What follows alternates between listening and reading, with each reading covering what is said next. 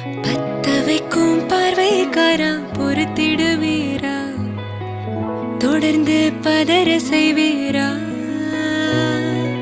சிக்க வைக்கும் செய்கையெல்லாம் நிறுத்திடுவீரா, மனசு இயங்கல சீரா.